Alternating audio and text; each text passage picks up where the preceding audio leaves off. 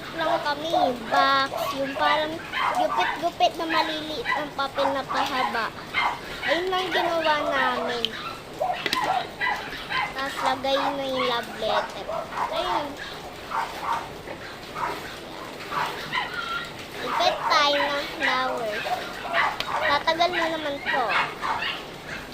Oh my God.